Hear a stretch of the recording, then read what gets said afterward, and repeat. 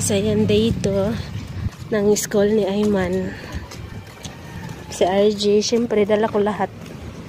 Kasi wala naman ako mapaghabilinan.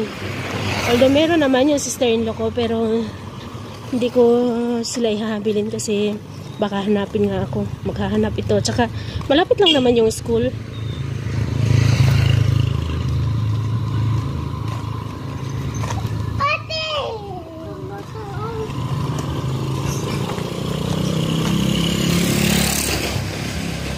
Hi man.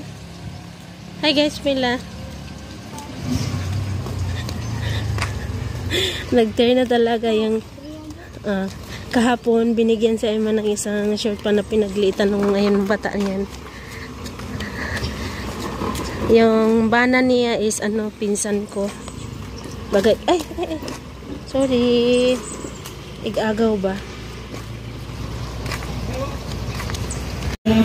Ayan guys, nandito na ho kami sa school. Harin, RJ. It's okay lang. Ito yung teacher ko dati nung grade 6 ako dito. Hanggang ngayon nandito pa din siya. Dito na muna kami sa labas kasi marami pa naman tao. Kaya dito na muna kami. Wala pa yung ate ko. Nagsulit sila. Kami, pagdating namin, may pa kasi, may parang pa sila dyan sa loob. May sayawan, pang counting sayawan, exercise baga. Kaya dito na muna kami sa labas. Buti na itong mga batang to hindi maano, kapag dito lang talaga. RJ! Hi RJ! Hi kuya!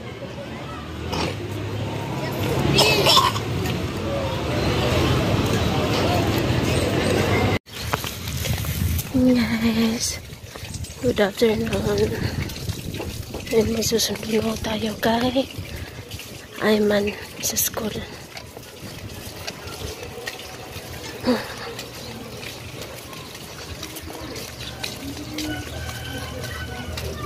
Medyo matatagalan tayo kaya nagdala na ako ng baon ni Ayman. Yung pansit at saka kanin. Si RJ at Ari naman iniwan ko na lamang sa sister-in-law ko kasi tulog naman silang dalawa. Dito ko nalaglag yung 4 pesos ko kagabi. Wala na. May nakikita na talaga nun. Kasi naglakad ako papunta kina mama gabi na. Tapos, hindi ko na pinulot kasi nga may aso. Pakakagatin ako ng aso.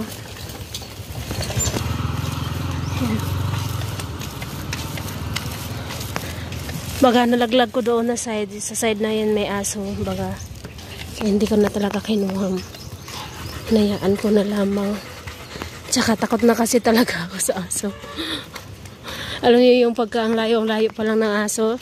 Lang ako nanginginig na ako sa pagka lalo na't nakatitig sa'yo. Lalo na pa yung sinisingot-singot ka tapos sumusunod sa'yo. Takot talaga ako. Nakagat na kasi ako kaya takot ako sa aso.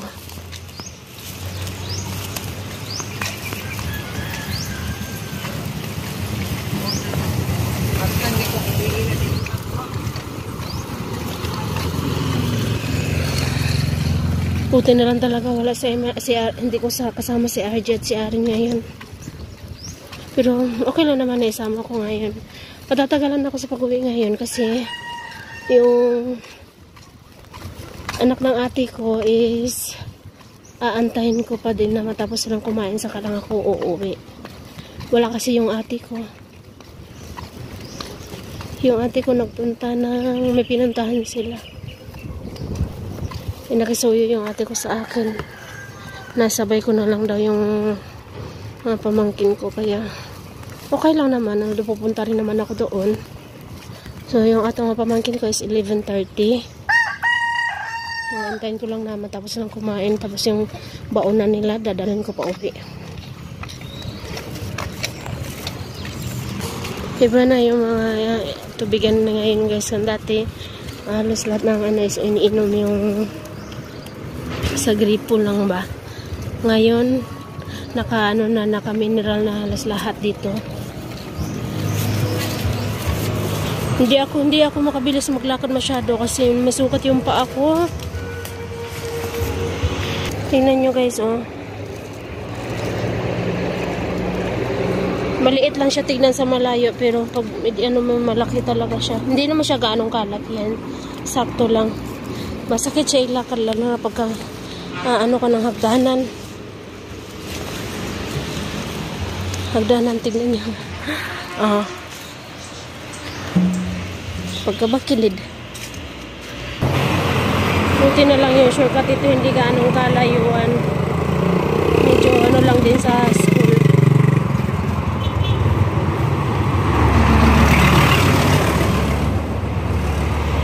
Pagbaba mo sa shortcut, maglakad ka lang ng kaunti. Tapos ayan na yung school.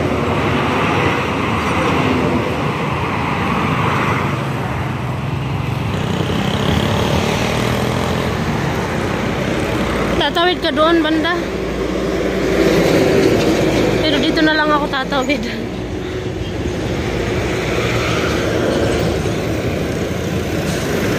Although pwede ka rin naman tumawid dito. Depende lang naman sa'yo. Pero doon kasi, yung pinakatawiran talaga is doon. Napunta na lang tayo doon. Baka masita pa tayo.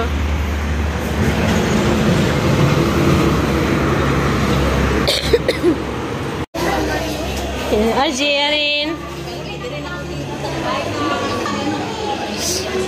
Guys, ibalik daw po talaga. Kailangan daw po talagang ibalik sa Iman sa kinder.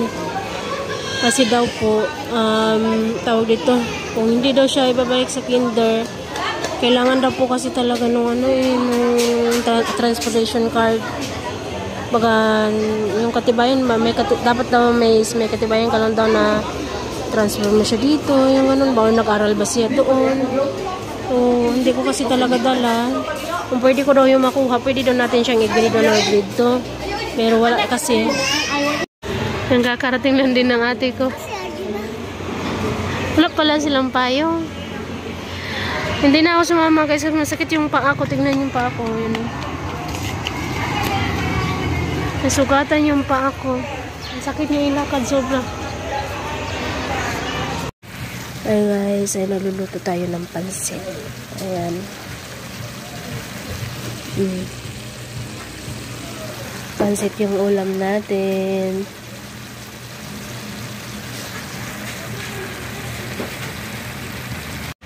Hi guys, good morning. Welcome back to my channel. Good morning po. Kamusta po kayong lahat? Shoutout po sa inyong lahat. Pasensya na mo muna kayo guys kung hindi mo na ako nakapag-upload. Dahil na-busy rin ako at saka kasi Ayman talagang inaano ko si Ayman sa school niya ba. Parang parang monitor ko talaga siya ba kung ano. Pero hindi, maganda naman yung hindi naman siya umiiyak guys. Tsaka nagustuhan niya dito, gusto niyang pag-aaral niya kahit man na binalik siya sa kinder, okay lang sa kanya. At least talang mas okay na rin din kasi talaga yung ibalik muna siya like sa kinder para malaman niya talaga yung paano yung kinder dito. Kinder hanggang sa magtapos siya sa grade 6 yung ganun ba. Mas maganda naman talaga yung magsimula siya sa una. Nagtanong naman siya na bakit daw binalik siya sa kinder. So sabi ko naman, magkaiba kasi doon at saka dito. Kailangan mong ibalik sa kinder kasi hindi mo pa alam yung kung paano mag-aral dito. Yung ano sabi ko sa kanya. Kaya okay naman din sa kanya. Kaya masaya siya tuwing araw-araw yung pasok niya, masaya siya. So nag-i-enjoy siya sa school niya, half day lang siya. So si Arin hindi pa naman siya, si Arin na pumapasok sa Lunes pa. Start sa Lunes, pasok na rin ni Arin. Si Arin panghapon, si Ayman naman pang umaga. Kaya talagang aasahan ko sa Lunes mas magiging busy pa ako nito. Kasi pag kunwari, pag hatid ko si hindi ko naman hinahatid ngayon si Ayman. Talagang, 2 araw na ata.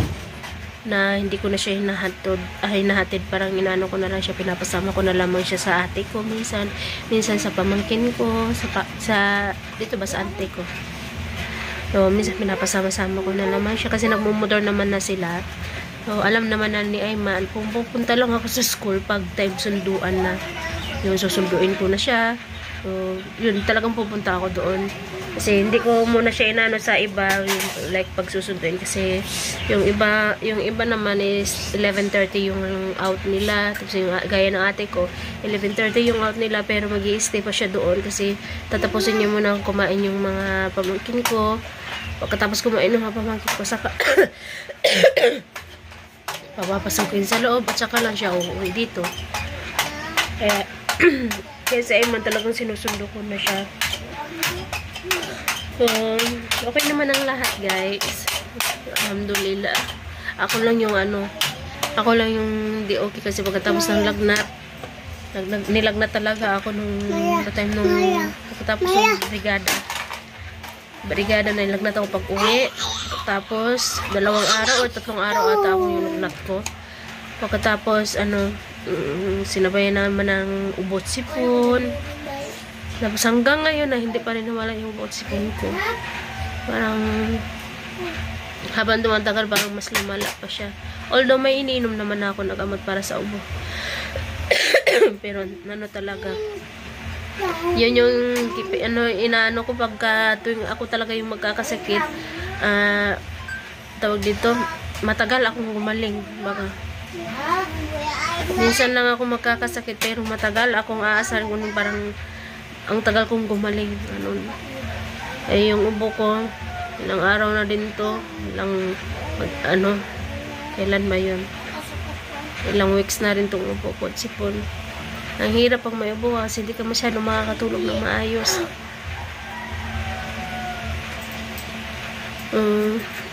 Nagpapasalamat po ulit ako kay Ate El, guys. Ay, Ate El, shoutout po Ate El. Dongdong? Dili man dongdong, Kuya Dodong. Kuya Dodong. No, Kuya Dodong. Kuya Dodong. Ay. Yung isa ko pamangkin, yung tawag niya doon is, yung pangalan kasi nung pamangkin ko is Dodong. Sabi ni RZ, Dongdong. Kaya tinuturuan ko sa RZ na hindi Dongdong, Kuya Dodong.